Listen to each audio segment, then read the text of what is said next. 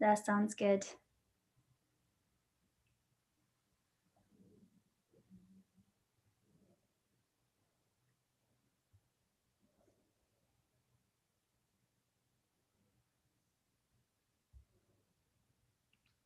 Good. It sounds that we are live now. And I want to say hello, good evening, good afternoon, good morning to everyone who is watching us on YouTube channel. Today, this is InnMind channel, with the information for startup founders and tech entrepreneurs. And today we have very new topic for us, internship. Internship is crucially important, in my opinion, not only for young people for whom it's the best way to get practical experience in real world environment, in real companies, real businesses, but also specifically for startup founders. It's a great way to identify the new potential candidates for your future employees, future core members, and talented young students with a lot of energy. It sounds like a best fit for startup, which is focused on growing high. And today we invited Bianca Pavel, who is Corporate Relationship Manager at Hult International Business School, which graduates every year up to 2,000 of professionals with 7 campuses worldwide. Hi, Bianca. Hello, hi Nelly, and hello everyone. Thanks for joining. Thanks a lot for coming to us today. And Bianca, you will talk today about best practices of hiring interns. So I give all the stage to you and hope to learn a lot from your side today. Awesome. All right. Thank you so much. I'm going to share my screen. I took the liberty of preparing a few slides just to make sure that you can follow through and to make it easier for you guys to get my point. So I'm just sharing my screen now. Nelly, give me a thumbs up if you can see it okay, please. Perfect. Yeah? Okay, great. All right, well, let's get started then. Hello again, everyone. Thanks for joining my talk. I will try to keep it short and to the point. Hopefully it will be very inspiring and very helpful for you as well. Nelly and Ekaterina from InnMind asked me to come here today and tell you about my experience of working with companies that were hiring interns in the past. And I think that this is a really great time to be talking about this since we're just entering the internship season at Hult and I think across the world since most internships are happening in the summer. So today I prepared a few slides to walk you through some best practice tips and to provide a framework for you to start thinking about how to design an internship program. So here's what I'll cover today. I'll do a very quick introduction about myself and my background. I'll tell you a bit about Hult, which is the business school that I work for, and then we'll jump straight into the topic and look at what internships are and what they aren't. I think it's important to define them. And then we'll talk about the biggest topic around internships of paying, not paying, or how to reward your intern. We'll look at how interns add value to startups. We'll talk about what you need to do or consider before hiring an intern. And then I'll share some tips on how to hire and integrate interns into your business. And then we can have a short Q&A session at the end where I would really love to hear your opinions. So they don't just have to be questions. I would love for you to share your experience, your thoughts, your concerns, anything related to hiring interns and designing internships. So if this sounds good, let's get started. Right, so a bit about myself. Nelly already did a great introduction, so thank you for that, Nelly. So I am the Corporate Relations Manager at Hult International Business School. I have been here for close to 4 years now, and my main role at Hult is to boost employability for our students. So that means helping working very closely with companies like very large corporates, international brands, all the way down to SMEs and startups, and helping them understand how to go to market and how to attract the best talent. At the same time, I'm working closely with our students in helping them understand how to best position themselves in order to land the internship of their dreams. And this comes off the back of my previous experience which was in consulting, where I was working in employer branding. So helping, again, very large brands to design employer attraction campaigns, where they were going out to schools, colleges, and universities and getting really diverse talent into their businesses. And just before that, I was a graduate recruiter. So again, working with students and helping them take the first steps into very diverse industries with diverse companies. So today I will be drawing upon all of my experience over the last 7 years of working with students, working with employers, and working inside a university to give you some insights about where to get started when you're looking to hire interns. Before I jump into that, I just wanted to give you a bit more context around Hult.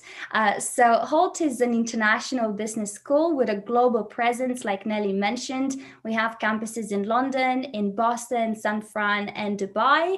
And apart from that, we also have rotation programs in New York and Shanghai. So our students come to Hult because it's very international, and we offer them the opportunity to rotate across our campuses as they complete their program. So this gives them that global mindset and global exposure of working in different countries, studying in different countries, and of course doing internships in different countries, which again rounds them up as professionals and help them really get going when they do internships and start adding value straight away. And we have 3 main pillars that I wanted to mention today. First of all, we are very practical as a school. So our curriculum is very much focused around helping our students to apply the theory that they hear in the classroom. So we don't just draw back on case studies that are coming from, the 70s, 80s, early 2000s about businesses that succeeded back then. Instead, we look at the businesses that are really shaping the trends and industries they work into right now. So we're trying to understand what is driving those businesses forward. What are they thinking? What are they doing? How are they innovating? And how are they impacting the world? And we're bringing all of that knowledge straight into the classroom to help our students understand how business is being done and where they need to position themselves in that process. One of our core goals and missions is to be the most relevant business school in the world. And for us, being relevant means doing exactly what I mentioned before, working with businesses, bringing them on campus, and preparing our students with the relevant knowledge and skills so that they can start adding value straight away. And finally, we're very entrepreneurial. We recruit students that have entrepreneurship as one of their core values. We are very entrepreneurial as a school. We are very agile. We move really fast. We like to stay on top of things and look at what our competitors are doing and constantly seek ways to become better and deliver a better service for our students. And also we have an innovation lab inside our school, which shapes up young entrepreneurs, which is called the Hult Founders Lab. It is student-led and supported by us, but again, it's there to instill that sense of entrepreneurship and really cultivate it and build up the next generation of entrepreneurs. And in order to achieve that, we work really closely with startups such as yourselves, which is another reason why I wanted to come and meet you all today and tell you about us, because entrepreneurial talent will always be attracted to great entrepreneurs and to great businesses that are growing right now. So there is a really great opportunity for us to collaborate there and help you find these entrepreneurial students among our campuses and help you hire them as your future interns. And now let's talk about internships. So I took the time to go back to the source, which is the UK government website, and get the definition of what an internship is as defined by the UK law. And what I found is an internship is a short period of work designed to allow students to gain skills and experience in a professional environment. So from the get-go, you can see that the main reason why internships exist for the UK government is to help students to gain skills and experience. So keep that in mind as you're designing your internship program. keep it in mind and make sure that when you're looking to hire an intern, you're really nurturing them and you're really looking at ways in which you can help them develop. But something that I thought was missing from the definition was the second line, which is also to add business value for companies. I believe that a strong internship does both of these, helps the student develop and grow, but also helps the business transform itself and move forward and think more innovatively, which is the whole point of bringing a young worker into your team, to get that fresh perspective. And then I wanted to make the dissociation here between what needs to be a paid internship, a non-paid internship, and also we'll look at some rewards in a few moments. I know that a lot of startups are bootstrapping, and at the very beginning, before you get some investment or some serious investment, it might be quite difficult to pay. So I wanted to show you under the UK law, what are those situations where you have to pay and when you don't have to pay. Now, of course, I would always encourage you to pay your interns, or if you can't afford that, at least find a way to reward them. But don't hire them as an unpaid opportunity, because it's harder for you to attract that very, very best talent. So let's look at these three scenarios. First of all, when you definitely don't have to pay under the law is when the student is doing an internship. What that means is that the internship lasts under 1 year and it is part of the academic program of the student.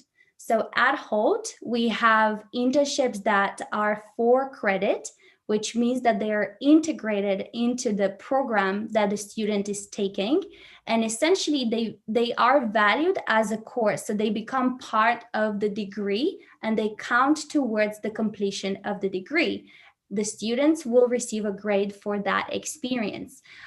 Why that is good news for employers? First of all, because you don't have to pay the intern. And secondly, you don't have to sponsor them visa-wise. So if they're not a UK national or they don't have working rights in the UK, by doing the internship for credit means that all that responsibility lays with us and we're able to extend the academic visa onto the internship.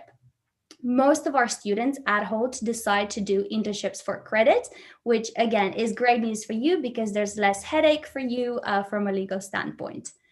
The second case when you don't have to pay is when it's work experience or it's a placement. And that typically happens with school leavers, so students who are between 16 and 18 years old in the UK who decide not to go to university. And instead, they want to go and get some work experience in order to get a paid job later on. So in that scenario, you do not have to pay the intern. Of course, when it's a voluntary position and you agree from the very beginning that there is no remuneration for it and it's a completely voluntary role, that mainly happens with charities, if you're a registered charity. Work shadowing, when the student isn't actually doing any work for you, but they're only there to learn and essentially observe how you're running your business and how different professionals are going about innovating in different areas. Typically, work shadowing schemes last anywhere between a few days to a couple of weeks maximum. So again, they are not internships. And finally, the students are self-employed, and that's when you have no responsibility over paying. When you actually have to pay is when the student has an employee or a worker status. Now, with employee, very straightforward. It's as if you were hiring anyone else into your business on a permanent basis. Now, I wanted to look at the worker status, and this is how it is described by the UK government. So someone is a worker and needs to be paid if their contract to do work or provide services is in return for a reward.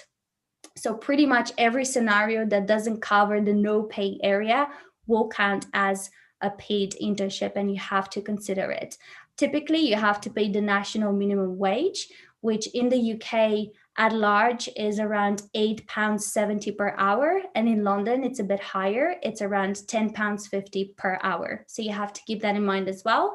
And if you have to pay your intern, then think about how many hours you need them for during the week. And then that will dictate how much you need to pay them.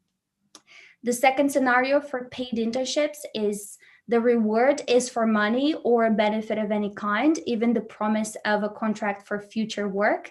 We'll talk about that in a few seconds. But typically, a lot of employers are hiring interns as a pipeline into permanent hiring. So essentially to test out how the intern would work with the team and with the with the workload, so that they can decide if they want to extend that contract to a permanent position. So if that's your case, then you do have to pay the intern even before you make them a permanent employee. When the intern has a limited right to subcontract, so when they can't outsource their work, when they have to show up for work, even if they don't want to, well, hopefully everyone will want to show up for work, because hopefully you're providing a really great work experience and you're giving them exciting projects. But as long as they're obliged to do work, even if they don't want to, then you have to pay them for it. And then the employer has to, and then you have to have work for them for as long as the contract lasts. So if you're obliged to give them work for it, then you also have to pay them for it. So if you want to gather more information about these scenarios, they're all on the government's website and you can have a look at them. Now, again, I just want to stress that this is the scenario for the UK law. Now, depending on where in the world you are, there might be a different legal framework there. So make sure that you go onto your government's website and check out around internships and worker status versus employee status, and then you'll get some really accurate information there. And now going into the third area around rewarding. If you're not in a position to pay your intern and you're in the first category, then I would strongly encourage you to consider rewarding them in some way. And I wanted to bring some inspiration about that to the table, because a lot of employers ask me, how can I provide something of value to my intern if I can't pay them? So the first thing that comes to mind is give them your product or your service. You know, whatever area you're operating within, there's a very good chance that you either have a product or a service that the intern might be interested in, or even if it's not them directly, it could be their family business or it could be a friend. So this is a very easy solution for you, especially if you're providing services and you're not really paying for anything to be manufactured, but instead, you know, you would be paying in human resource. It's a great chance for you to give your intern something in return, and exponentially that could introduce you to to the interns network, and this could actually result in more business for you for the future. Secondly, think of offering an allowance. And this has been a very, very popular choice amongst employers in the UK before COVID, when interns actually had to travel to an office and pay for their lunch. The employers would typically offer to pay for that transportation cost and also for the cost of the lunch budget, which again was a very small offering and a very small investment from the business side, but it added value and made the student feel rewarded, or the intern feel rewarded. Thirdly, think of training internally. I'm sure that amongst your employees and yourself, you have a lot of experience and a lot of skills that perhaps the intern doesn't have. So think of who you could leverage across your teams to help the intern develop and to provide some training. And just to offer an example here, when I've hired interns before and I wasn't able to pay them fully, I would always go to my colleagues in the finance division, in the operations division, in marketing, and I would ask them to spend half an hour to 1 hour with my interns and do a one-to-one training session on something that the intern wanted to learn about. In most cases, it was Excel, the VLOOKUPs, always a hit with interns. They always want to learn and practice more. So go to your accountant or go to whoever is in your finance or data team and ask them to provide some training. And finally, certifications. There are so many companies out there offering free training. I'm just bringing some examples here. Canva has a free design school that you can access through your subscription. Facebook offers advertising and marketing training for free. HubSpot does the same, Salesforce as well, and there are plenty of courses on Udemy. So what you can do is ask your intern to take a free course on these platforms and offer to pay for their exam. Most of these training providers will give the training for free, and they will ask for a fee to organize the exam. Typically, that fee goes to a third party which invigilates the exam. So your investment here would be somewhere around $50 to $100 or euros, which is a very small price to pay for the value that you're getting from your intern. And overall, it results in the intern having a certificate at the end of the internship that they can add to their CV and LinkedIn, and will make them much happier and much more motivated to give you to overachieve and give you 100% of their resources throughout the internship. All right, and I also wanted to look at what internships are and what they aren't, and this is some food for thought. And again, I would love to hear your ideas and your questions at the end. So here is what I think internships are based on the conversations I've had with employers in the past.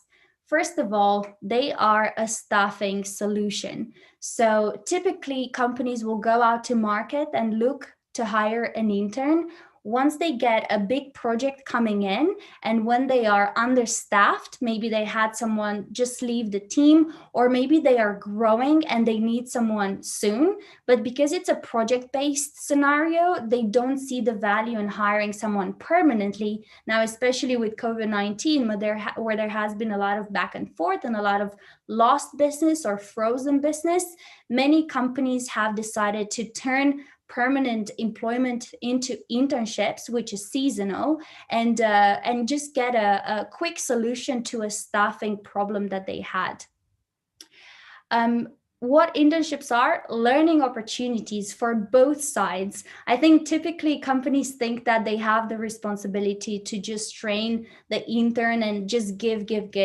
But I actually argue that there's so much value to be had in hiring an intern. So as much as they're learning from you, you can learn a lot from them as well. And I'll talk a bit about that in a few seconds. So keep an open mind and keep that learning and knowledge exchange ideology at the core of designing your internship. They are innovation driven. This is purely from my experience. I've had so far 8 interns in my role at Hult, and I've helped a lot of interns to get hired and start with their businesses. And across the board, I have seen that what a lot of interns added to a company was innovation. And again, going back to the idea of a fresh pair of eyes, a fresh perspective that can come and completely change how you're doing something, or to add a completely new service or new idea onto your business. This is one of the main reasons why a lot of those big brands come to Hult and work with us, because we have students that are very innovative, very creative, and it really helps businesses move forward. Internships are flexible but structured. What that means is that you need to understand the framework of how you're delivering this internship. So when is the internship happening? Is your intern doing anything else on the side? Do they still have courses left? Are they working on anything else? Are they doing a side project? Are they working on their business, and so on? And if so, make sure that you're offering flexibility, especially when it comes to unpaid internships. As we've discussed before, you are legally obliged to be flexible, because you cannot force an unpaid intern to show up and do work for you. So it's, in a way, you're asking them nicely to help you innovate, and you need to remain flexible to their needs and to their schedules. At the same time, make sure that the internship is structured. And that is because there is so much value to be had in being clear from the very beginning about why you're hiring an intern and what you need that intern to do for your business. And as long as you provide a structure for it so that everyone is clear on what needs to be achieved, you will see so much value, both yourself and the intern at the end of it. And finally, what they are, hiring pipelines. This is, as I discussed before, a really great chance of testing the waters and understanding if an intern could be a permanent member of your team for the future. It's really great for you to build a pipeline for when the intern is about to graduate. And I've seen many cases of companies getting an intern for the summer and then turning that into a full-time paid job for when the student graduates. And that is, again, going back to those first points of how much value the interns are adding. It's because the companies realized that the ideas that they got from their interns were so great that they didn't want to just stop there at the 3-month or 6-month mark. And this is something that many large companies do. Their graduate intakes actually rely heavily on their internships. So the internship pipeline will feed the graduate schemes, and somewhere between 50 to 70% of the graduate hires actually are coming from the internship intake that they had the year before. So this is a really great chance for you to ensure that next year you are still going to have really great people coming into your business without having to go back to market and invest time and money again into attracting good talent to your business. Now, quickly, I'll look at what internships aren't. First of all, free labor. And again, I know that we discussed the paid versus unpaid internships, and that's absolutely fine. And there's a legal framework for that.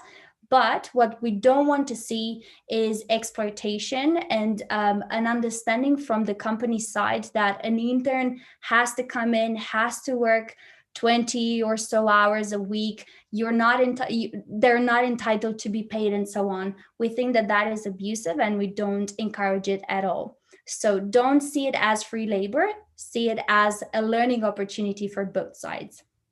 Now, what they aren't, again, jack of all trades, which is an expression. I'm not sure where you are in the world, and I'm not sure if you're familiar with this, but it basically relates to the point that an intern shouldn't be a know-it-all and do-it-all. So when you're hiring an intern, you need to have a clear goal in mind of where that intern is going, which team is going to take the intern, for how long, and to what purpose, and not have a situation where your intern is working in operations today, in marketing tomorrow, finance the next day, sales on Thursday, and a recruitment on Friday. We think that that is a poor experience for both you and the intern, because the intern never really gets to specialize into any area, and you will probably not see much value across someone who just moves between departments without actually finishing what they started.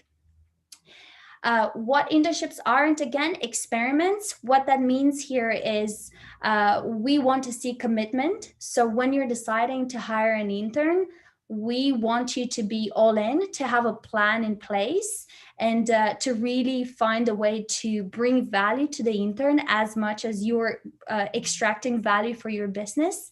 And if things don't work out, we don't want to see scenarios of just canceling the internship altogether after a week or two. This is not an experiment. This is a great chance to learn. And we would like employers to stick to their commitments of having an intern for the predetermined period that they decided on beforehand.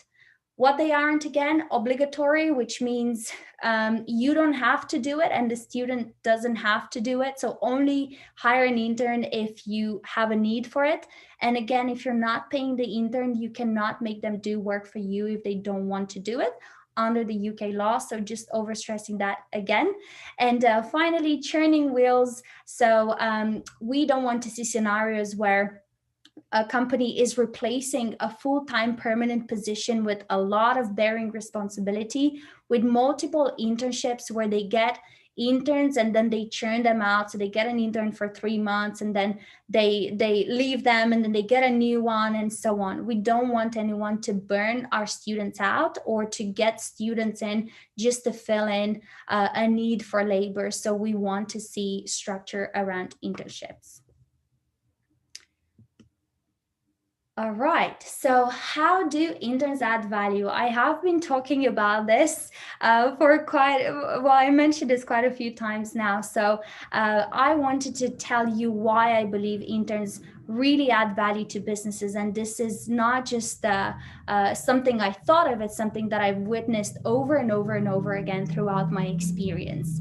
So first of all, interns are digital first, which means that they're not just able to use smartphones better than all of us, although they do. I don't know how they do it, but they do.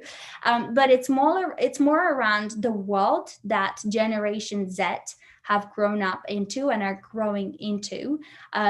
This overly technological world where there are constant iterations on software and hardware of all kinds. So it's not just the smartphones, it's the autonomous vehicles that are coming, it's technologies like blockchain, it's the Internet of Things where we have smart TVs, smart refrigerators, everything is heading into that direction. And Generation Z, so people born after 1996, they are growing into this world and they're shaping up as adults into this world that is very much interconnected through social media and through technology overall. So use them as an asset. They have a very strong understanding of current and future technologies, and they are not afraid to use them. They're the first ones that want to experiment with them and that embrace them. So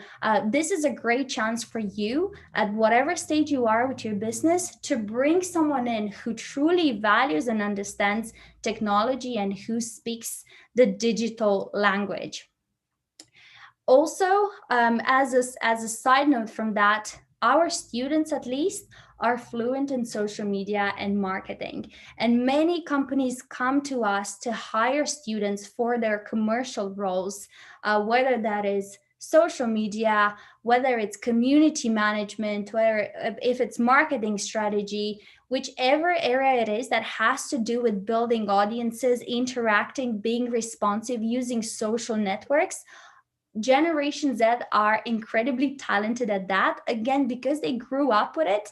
They grew up with Facebook and Instagram and TikTok and Snapchat and so on, and they are natives in that language. So again, if you're looking to expand your brand and build an audience and engage more consumers, whether it's B2B or B2C, an intern can be often the right solution for that. And I see a lot of our students going into roles where they produce content, they create podcasts, they add webinars. So it's a chance for you to follow them into this space, which is all about social interactions and promoting your brand. Students and Gen Z are very creative. Again, I think I've already mentioned quite a lot of ways and a lot. I've given you a lot of arguments to support this, but what I'm seeing across the board with Hult students and students of their age in general is that they are very creative and they think very differently about problems. They don't really see the obstacles. They see a lot of solutions and they will often find a way to get something done. I've seen a lot of that with my interns as well when I was giving them a task and I asked them to figure out how to go about achieving it. And by giving them that freedom, I was incredibly surprised to see that they came up with solutions I hadn't even thought of before, because simply they have a different understanding. And it was fantastic. I fully embraced it. And it genuinely took my department into a completely new era of interacting with students and taking our brand forward. So trust them with making creative decisions. Innovative, again, forward thinking, looking at trends. Our students, just by using social media platforms, are able to spot trends and see what's coming up in the future and to supply and to feed to that demand. So we've had a lot of students that started their own businesses of selling t-shirts that were personalized and created by them. And, it started off as an Instagram account and then it turned into an actual business. So again, there is this need for innovation, which comes from Generation Z and young students, which ties in very nicely with my next point, which is entrepreneurship. Again, I've mentioned this over and over that we nurture students into being entrepreneurs, and they have this incredible mindset of solving problems and moving fast.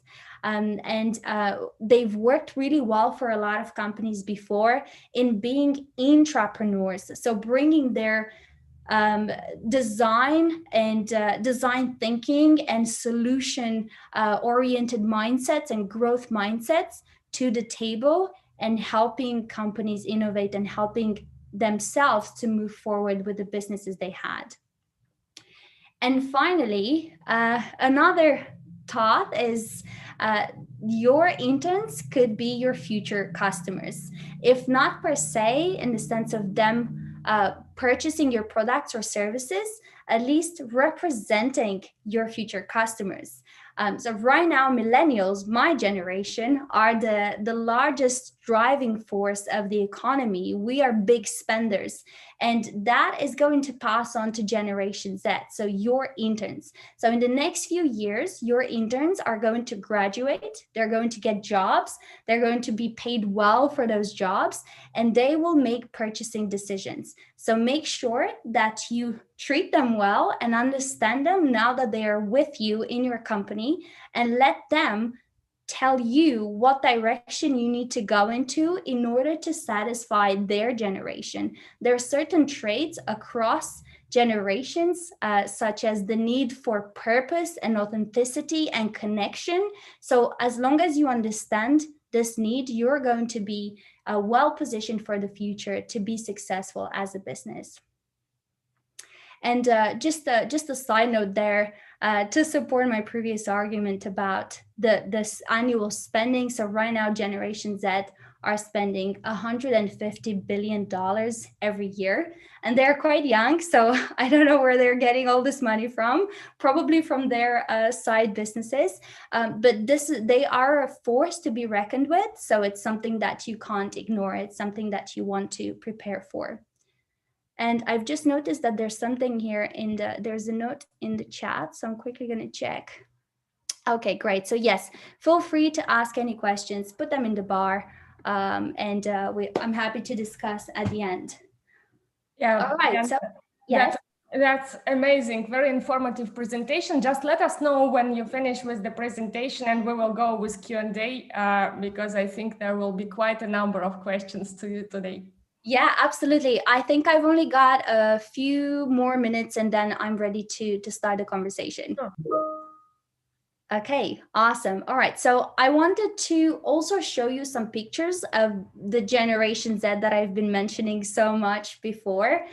These are some of our students, and this is how they're engaging with brands. So if you look at them, I think you can see really bright, really confident, really smart students who are at the very beginning of their careers, but who have so much to so much to offer already because they're engaging with this brand. So we've already done some challenges with companies like eBay and McLaren and Unilever and Google, Ferrari, Amazon, and so on. So by hiring interns right now, you could be having these young minds who are offering business advice to companies like McLaren and eBay straight into your businesses and have them help you decide on where you're going in the future and how you're going to innovate.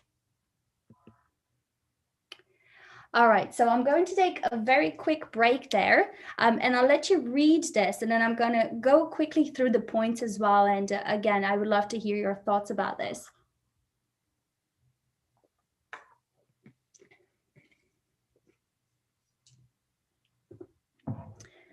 All right, so here are a few ideas that I wanted to share and give you some steps to think about before you hire an intern. So first of all, start with why. Why are you even hiring an intern? Again, think about what your business need is and what deliverables you're looking at. So from my conversations with different companies, there are typically three reasons why companies want to hire interns. First of all, they got a project and they need additional hands. They need a quick injection of talent into their teams. Secondly, it's about cost. So interns are less paid than someone with more experience, of course. They're at the very beginning of their careers. Therefore, some of them will work for free or for just the rewards rather than a salary. And lastly, it's about testing out the fit with your business. So again, I was talking about creating a hiring pipeline before. So think about how you can get an intern into the business that can help you test out where they could fit in best amongst your teams. And then you can actually retain that talent without having to pay for a recruiter to find you a graduate for that position. So once you've identified the reason why you're looking to hire an intern, then here are 10 steps that you can follow to create a really solid internship plan. First of all, define the business need. So understand exactly why you need an intern and where you need them to go, which team. Then define the role. So what responsibilities is the intern going to have? And how are those complementary to their manager? So how is the intern supporting the team to reach their business goal? Set out the KPIs, which are the key performance indicators here. So again, this can be quite hard to do while you're just creating the internship, but definitely keep this step in mind because it will really help bring clarity to both you and the intern about what's expected of them. And it will help you look back at the end of the internship and decide if it was a good hiring decision for you and if you'd like to extend that contract. Identify the needed skills. So hire for the skills that your team doesn't already have. Again, it doesn't need to be a skill. It can also be a mindset. So what I was mentioning before, that entrepreneurial, innovation driven, creativity driven mindset that perhaps your team is lacking in any area. So make sure that you get someone that has that. Find a good manager for the intern and make sure that you have someone in charge of overlooking the activity of the intern. Now, Generation Z absolutely hate micromanagement, so don't do that. Don't do that to the manager, don't do that to the intern, but make sure that you have a manager there to offer support and to make sure that the intern is heading in the right direction.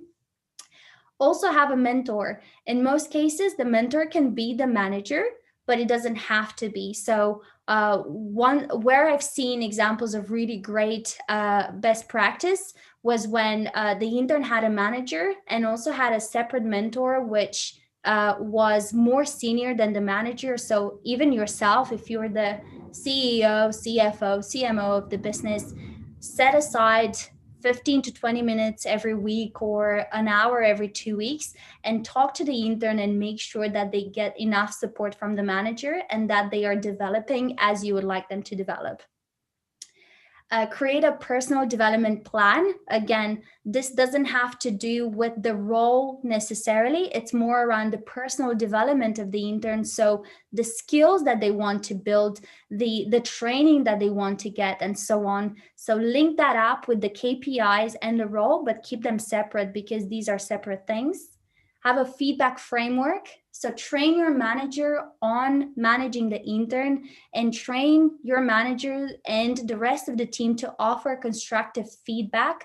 I have seen really great examples of how this can work and be very powerful, but I've also seen examples of when it was poorly handled and the intern really disliked the whole experience because they weren't getting enough feedback. So part of that development plan is to be authentic and consistent with the feedback that you're offering. Write a job description. Again, if you're following all of the previous steps, it will be very easy for you to write a description. And I've got a few examples for you if you need any support with that. And finally, outline the recruitment process before you go and hire an intern. which will give you and the manager a lot of clarity and will make it into a very, very good experience for the intern. So when they know what to expect along the way and what's needed from them, you will have much higher success in attracting those top candidates and keeping them engaged with you, because good interns will have multiple options and you have to remember that you're competing against other startups. So this is a real differentiator in the recruitment process. Make it quick, make it easy, and make it transparent for them. And this is almost my last slide here, which is around hiring and integrating students. Again, during the hiring process, keep it simple. Have 1 to 2 interviews max, one with the hiring manager and one with either HR or yourself, CEO, CMO. And you can also have a task, which is optional. I've seen that more and more, especially in the startup world. A task can be anything short and related to the responsibilities that the intern will have. So for example, if you're hiring a research intern, ask them to complete some very, very brief research on one of your clients, for example, and send you a paragraph about what they found. Or if it's social media related, ask them to look at your Instagram account and give you 1 or 2 or 3 areas where you could improve to attract a certain demographic to your page. Something that is tangible, quick, and easy for you to quantify and decide between. Otherwise, you're just going to give the intern and yourself a lot of homework, and you probably don't want to do that. Be prepared, so work out the details before you start. Again, if you follow the 10 steps I've just been mentioning before, you'll be in a very, very strong position to hire your interns. Be competitive, so lead with your mission. As I mentioned before, Generation Z want to work for companies that have clear values, that have a mission, that offer a sense of purpose and something bigger than just the job. So always paint the big picture to your intern and make sure that you're attracting them by telling them about what they could be a part of if they join you. And then offer real value in the sense of giving them responsibility and really exciting work to work on. So don't just ask them to shadow someone senior in your team or ask them to do the admin or the boring stuff that your senior management doesn't want to do or doesn't have time for. There might be some elements of that, and that's okay, because interns need to learn that, you know, sometimes at work you don't get to choose every single task you do. But make sure that there's a really good balance between exciting work for the intern and valuable work for the business, where they can actually add value and free up your managers to do other things. And finally, in terms of integrating your interns, be inclusive and listen to their voice. You're hiring people that can tell you what to do. So there's a quote that I like by Steve Jobs, which says, I don't want to hire smart people and tell them what to do. I hire them so they can tell me what to do. Now, of course, I'm not saying let your intern be in charge of all decision making in your business, but give them a seat at the table and really listen to their voice and pay attention to what they're telling you, because again, they might know something that you don't know, and they're there to add value. So give them the chance to do so. And this brings me to the end with the key takeaways, just something I wanted to leave you with and to reiterate. So define the business need. Why do you want to hire an intern in the first place? Hire complementary skills, so skills that your team doesn't already have. Define the intern status, and this will help you define how much you're paying them, where you're paying them, what you're rewarding them, and so on. Pay and reward as much as possible. I can't stress this enough. I know it's hard sometimes to do so. So if you're not able to pay, at least discuss it with your intern and make sure that you're offering something of value. This will make sure that you attract really great talent and that your talent will stay engaged and motivated and will give you 110%. And finally, listen to your intern and let them help you. And then just the final thought there, I know that in the past, interns were seen as an expense. So they were just brought in to shadow someone, to make coffee, to take the trash out, whatever that was about. But this is not the case anymore. Many businesses are turning to internships as a valuable source of insights, of talent, of hiring for the future, and innovation. So treat them as an asset, and you will see really, really great rewards from them. Thank you so much, and I look forward to the discussion and your questions. Yeah, Bianca, thanks so much. And I think that even if before some people thought that hiring interns is something very simple and not important, after your presentation, they definitely could change their mind. And we have quite a number of questions here in Zoom and also in YouTube. I just got a question about the presentation. So all the founders from InnMind will get access to this presentation. We will send it to you by email. You will get it on the document session on the platform. And in a week, we will have the new release of InnMind platform. You will have knowledge-based section, where you will have Bianca's presentation to download. And I want to invite entrepreneurs in Zoom. We have several startups, all from different countries, but all plan to deal something with internship. And first, I think Rama Rao from BlockCube has some questions. So Rama, please introduce your startup. Don't waste any chance to make small marketing. Never. I hope you can see my virtual background also. You can take a quick PR snap also. I love it. Even with QR code, yes? Yes. So BlockCube is basically a blockchain-based clinical trial management software solution, which promises to accelerate clinical trials and revenues for its users. We are the first in the world. We are also listed on Gartner Group's Hype Cycle report as a life science blockchain company. And we've just been accepted in Plug and Play's accelerator program for Silicon Valley health tech startups. They screened 100 and got 15 finally after the processes. Pretty familiar with using interns, and I just love using interns because they challenge me. In fact, I'm using an intern. I also teach a course in blockchain, and one of my students is actually interning with me. So my question has actually got 4 parts, and it's a long question. And if you can't answer it right now, please send me an email. I would appreciate it. I'm thinking of a project in London, actually, or in England, to set up an operation in England. What is not clear to me is, what is the general philosophy in terms of payroll taxes if we have an intern? Second thing is that do your interns have multiple backgrounds like finance and accounting and medical or things of that sort? And is it possible to get a list of all your interns with their CVs or line items or LinkedIn profiles so we can start thinking about it?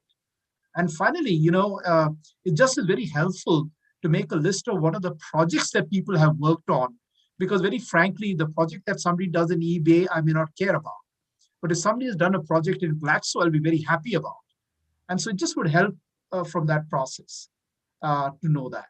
And I don't think we got enough time, but I would like to connect with you separately to get answers to my questions, as I'm sure the others also have additional questions. Then rather the questions flow rather than the answers. Yeah. Thanks, Nelly.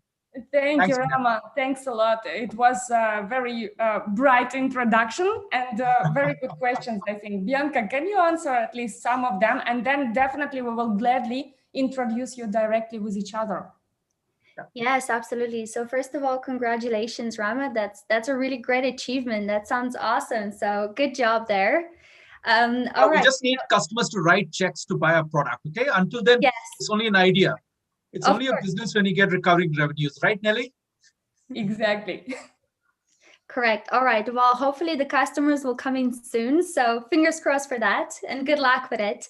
All right. So your first question was around tax and what the payroll looks like for an intern in the UK. So if you decide to pay the intern, or if you have to pay the intern, you need to pay them the national minimum wage. Now, there are deductions that are coming out of payroll at the end of the year for interns and for companies. But in the UK, you only start paying tax when you earn a certain amount. So there is a threshold for it. And I believe that for many internships, that threshold will not be hit. So it's somewhere. Bianca, sorry, my question was poorly phrased. I meant payroll taxes that the company has to pay. But that's a deep technical question, because that influences, because we are a startup with tight things, and not only do we have to give a payroll, but pay payroll taxes to the government. That's normally the process. I'm not looking at individual income tax. Oh, I see. All right. I'm afraid I don't know much about it. I'm really sorry, but if you speak to an accountant, they maybe can shed some light on that. Okay. Okay, great. So then your second question was around getting a list of interns. Is that right? Yeah, getting a list of their backgrounds so we can see whether they have the right background for the project that we are planning. Okay, awesome. So when it comes to backgrounds, just to give you a general idea, we teach business administration across all of our programs. Our undergraduate students learn business administration, and they get to specialize into a certain major area. So that can be finance, it can be marketing, it can be management, entrepreneurship, or business analytics.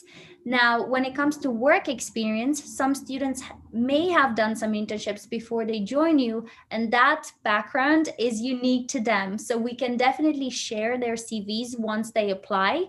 We do not have a list of all of our students that we can share with companies, and that is for GDPR reasons. We have to protect their data.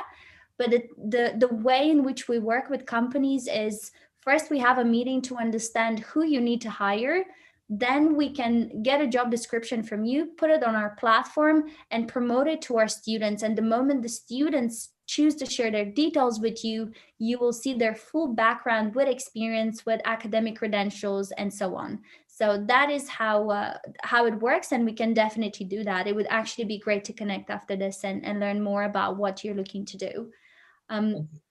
And when it comes to the projects, we can discuss that as well. We do consulting projects for a lot of businesses. Some of them are really large corporates, others are startups, some haven't even launched yet. So we look at very, very different businesses, and we look at a wide range in order to give our students that overall experience of the business landscape and expose them to different stages of growth.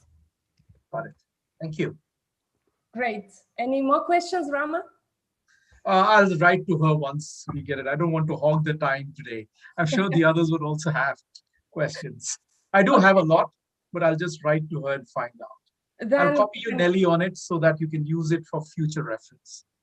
Awesome. Then we can play around and come back to you when we answer others' question. And if you don't mind, I would want to ask a few questions from YouTube, people watching us in YouTube. So Lily is asking, in case of hiring an intern, can I implement a kind of test period for at least 1 month before legally hiring the person to understand whether it's going to be a good fit or not? That's an interesting question. In theory, all internships are trials. So as long as you have an intern for a predetermined amount of time, it can be as short as 1 month. That counts as an internship for us. So it has to be a minimum of 120 hours spent with the employer. So if we're thinking of a full-time internship, that is minimum 3 weeks. So Lily, yes, you can absolutely get an intern for a minimum of 3 weeks, see how things work out, and then extend that. Although we will always advise you to be more thorough throughout the recruitment process, just to make sure that you're not wasting your own time and the intern's time. So there are ways throughout the recruitment process to decide who would be a good fit for your business. But in any case, internships are definitely a great way to see who can stay for a permanent internship or for a permanent contract afterwards. Okay, awesome. Another question I see from Carol Schmidt or Schmidt. So if the company is based outside the UK, you put so much attention to the legal regulations. So should it follow the UK regulations if it hires students from Hult, for example, or its local regulations for hiring interns? Okay, that is a great question, and that is what most employers ask me. There is a bit of a gray area, so it depends where you are based and where you are registered as a company and where the intern is based. So I'm putting a lot of emphasis on the UK because this is where we have our campuses and this is where most of our students go on and do internships. Now, with us and the world going remote, a lot of internships happened in different time zones in different countries. So what we're looking at is understanding where your company is registered and then following the rules in that company. But we also need to keep in mind where the intern is based. And as long as we have an agreement between the company and the contract released by the company and the intern, then we're good to go ahead. Okay, that sounds fair. Yeah, indeed. Gleb, Arthur, do you have any questions? I see. Yeah, Arthur. Hi. Hi, Arthur. Yeah, so I have a question, but before that, I'll introduce myself, what we're doing. Of course. So that you know the context. So we're developing a web platform for open online self-paced virtual internships for students. And this is a kind of open courses where students are taught practical skills before hiring them into internships or positions. And we also help companies to identify talent at scale. And we're actually now working on our distribution strategies and asking universities. And my question is, do you see that kind of a product to be introduced into universities straight away? Yeah, as part of the course structure degree. That's a great question, Arthur. And hello, I know that we had a conversation a few weeks ago. It's nice to see you again. It's a really, really great question. So I can only speak for Hult. What I'm seeing across the board is that we're having a higher and higher focus on practical skills. And right now we're looking at redesigning our curriculum to integrate careers more into the classroom, because a lot of universities have their career services pretty much on the side of what happens in the classroom. And we think that that is the wrong approach, since that degree should lead into employment and into really great, really practical, really tangible skills that can be easily transferred onto the employment stage once the students gets to that point. So at Hult, we're already looking to do that internally. So the answer is yes. Whether other universities should do that as well, if I were to give some advice, I would say absolutely. I think there's such a strong need for it. And I studied in the UK about 8 years ago, and I graduated not having a very clear vision of what my skills were and where I could add value. So for me, my first role, finding my first role was a real struggle. And looking across the board, I'm still seeing that today, and it shouldn't be the case. So yes, universities should definitely be more focused on teaching practical skills and integrating that focus straight into the classroom or into the curriculum. Great, thank you. And I also have a second question, if that's possible. So in terms of like paid or not paid, you know, in the UK, there are some companies who has to pay £2,000 by a student to find an unpaid internship.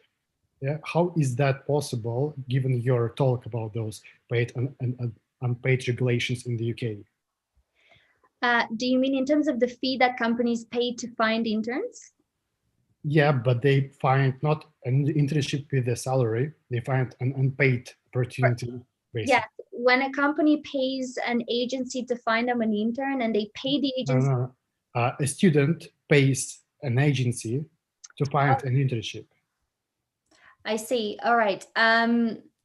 I think that that is a model that shouldn't be very competitive on the market simply because students don't have the funds to support something like that. We don't do that and we don't encourage it. I think the only time when we worked with suppliers of internships was when we were looking at international internships as a package. So where our students had the chance to pay for a package which offered them the travel cost, the visa cost, accommodation, and the internship in a separate country where they didn't have any connections. That was the only scenario where we accepted to offer this to our students. But if we're thinking of internships in the UK where the interns have to pay for it and then not get paid for their work, I think that this is an upside down model, and to me, it doesn't make much sense. And I think the UK law needs to protect interns against that. I know that there are specific companies that offer visa sponsorship in order for international students to do an internship in the UK, and some of the interns that have the funds can afford that and can subscribe to something like that. But again, we at Hult, we offer that visa sponsorship already, so our students never have to go and pay an external supplier for doing an unpaid internship. Great, thank you. Okay, that's great. Sure. And I think what you said does not make sense for interns, but sounds very sexy for startups. Yes, you take people working for you and they pay for you. That's amazing. Yeah, exactly. Exactly. I don't even know who thought of that, but yes, it doesn't make much sense to me. There are a few other very interesting questions, I think, from YouTube. Let's not consider them as rude, but it's just a bit skeptic. It really seems that interns have it all. What's the value for the company then? It seems that interns get much more at the end when the actual company hiring them.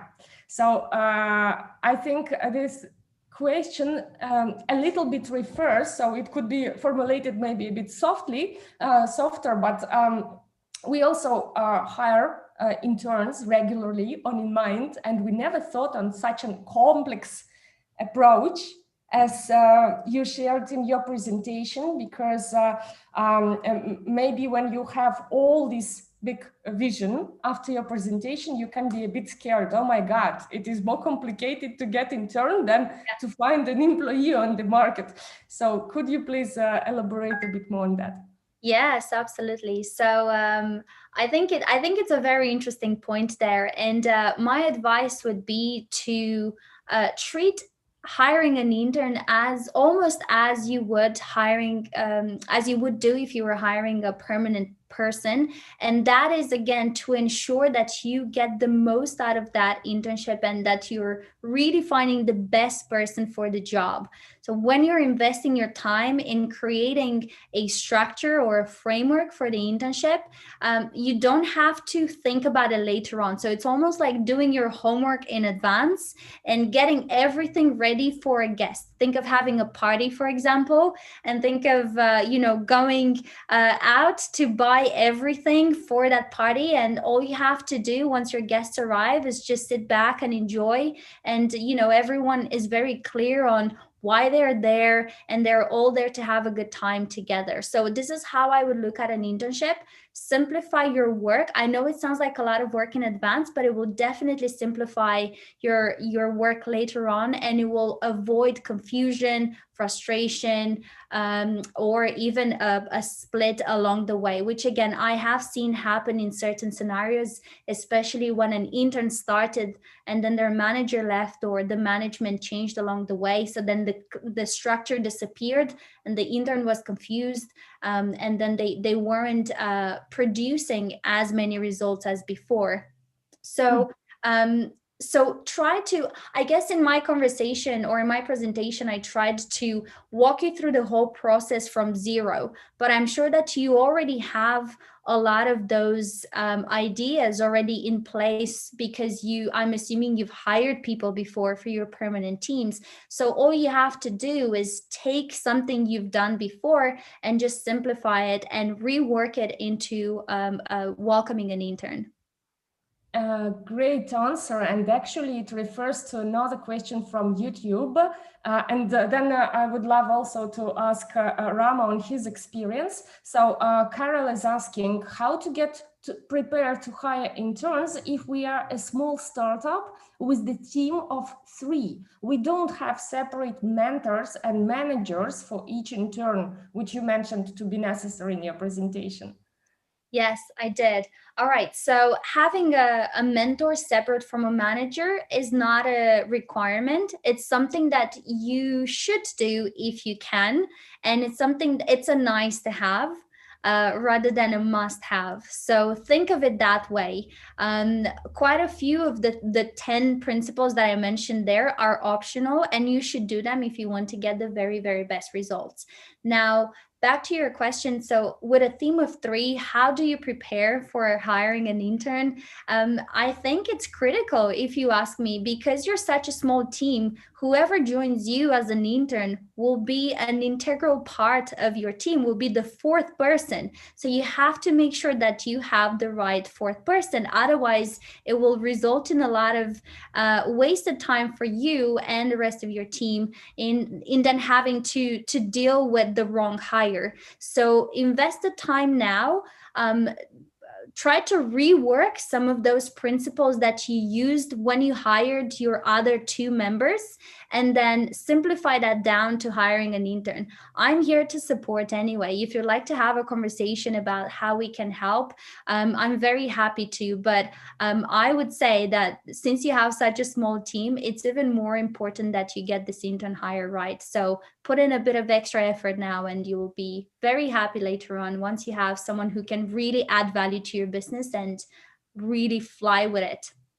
That's indeed a great advice. And keep in mind, indeed, 3 people, and then you hire intern. It is 4th person, just the core of your heart.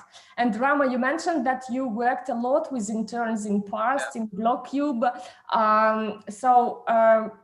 Did you have mentors for interns, and did you get prepared in very complex way, or it went fast and simple for you?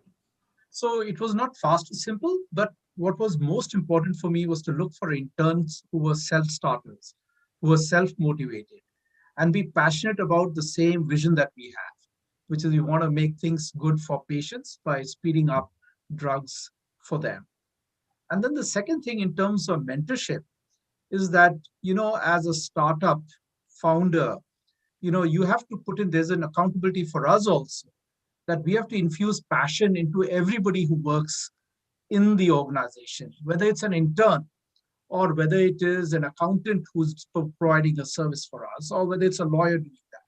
So that's an accountability we have, and we should not walk away from it. At the same time, what I found is that most of the interns that I've worked with are so energized by what we're doing that we just need to give them the guidance and the rails, and then say, get this thing done or get this thing done, and then they do it. So I've been a fairly big believer. In fact, critical parts of what we are doing have been put into place by my interns. The last reason why I think this is very valuable is, unless you're already, let's say, a $10 million revenue strategy kind of firm, there's just so many things that have to be done, that as long as it's done by somebody who's smart, who's dedicated, who's self-driven, you should be able to get the right output, as long as you're giving feedback when they're going off the rails during the process. If you don't give the feedback and just say, come and see me after 4 weeks, you're only yourself, me as a CEO of a startup, to blame when I'm held accountable if that is not going right. So we also have an accountability, and we should not walk away from it. But I love the energy and the enthusiasm, because like you said, I had one group of interns who basically built the social media strategy. And where once we get our seed funding raised, I know I have a document ready to go for execution. That's the sort of benefits that I think, because my social media skills is suboptimal, to put it very politely. And therefore, it's very valuable. And that's the reason why I said, I understand GDPR has this challenge, but I think you can basically mask, the PPI, the information, the PHI, whatever information it is there. And you just have to say a random number, 1, 2, 3, 4, this is the background, this is it, this is the interest, this is it. Something quick, because we just don't have time to waste. And if you're going to go through 15 things through the process, then find somebody does not work, that is not helpful for both parties. I suspect you'll be able to find a way of, we shouldn't use GDPR as, and I'm not saying you do, as a shield to make processes more efficient. We're not giving any private information. We're just giving structures there.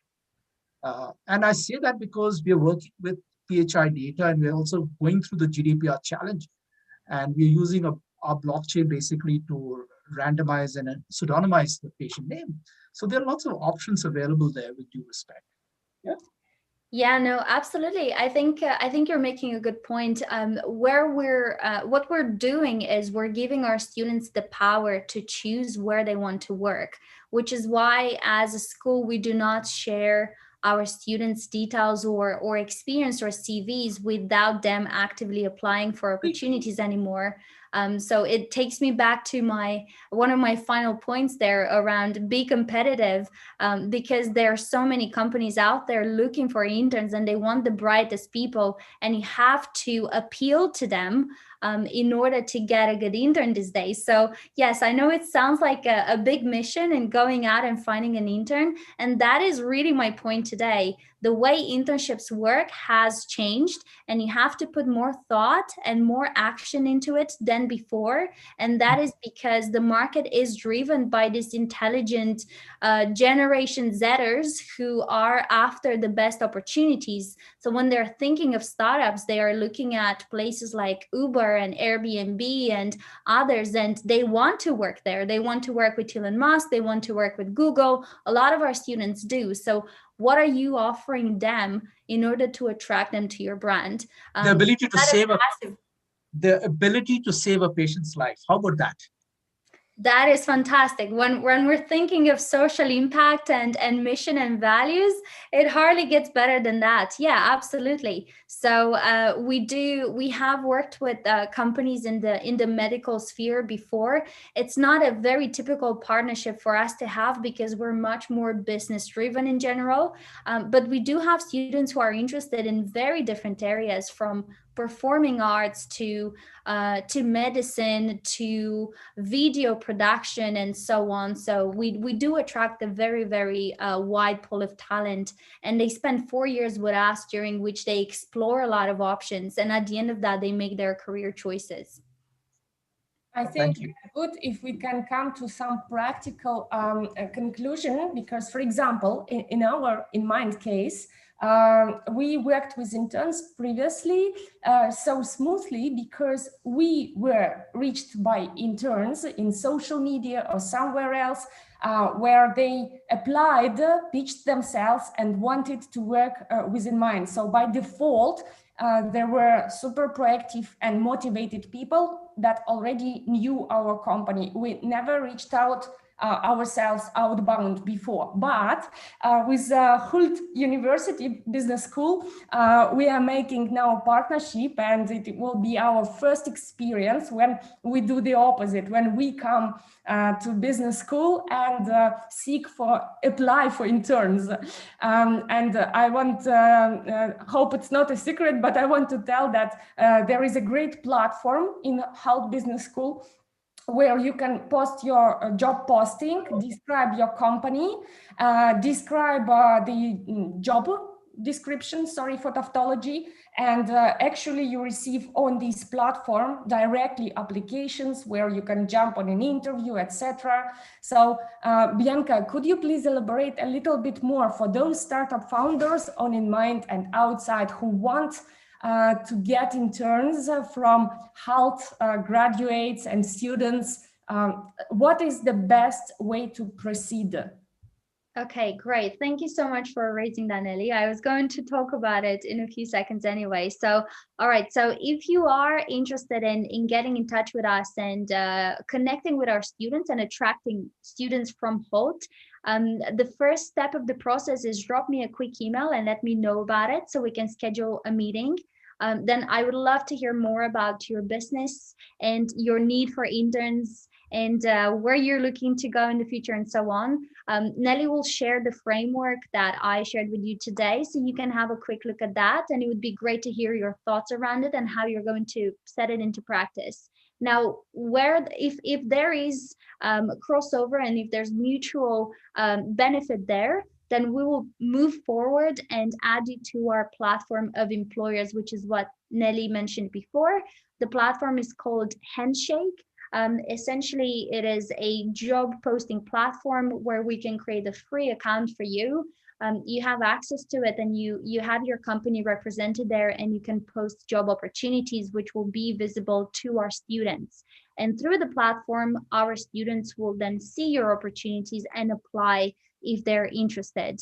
Once we have your job on our platform, we will also do some promotion for you. That includes email, social media, and we'll also do shout outs in our future sessions where we get the students to learn more about your brand. So if you are also present on social media, it would be great to get your handles so we can actually connect with you in there and show our students who you are.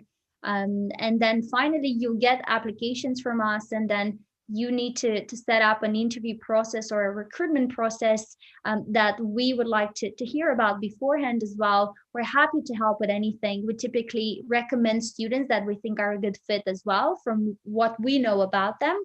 And then, once you've interviewed them, you can welcome them straight into your team and have the best internship experience. So it's quite a straightforward process. Let's have a meeting. Let's get you on the platform. And we can assist with the interviewing process if possible.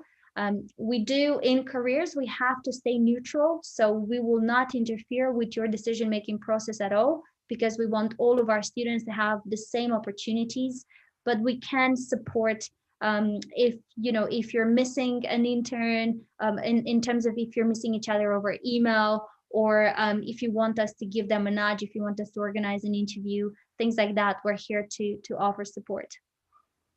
That's really cool. And so Rama, Arthur, Gleb, and all the others watching us outside, right now, the scheme, the process, yes?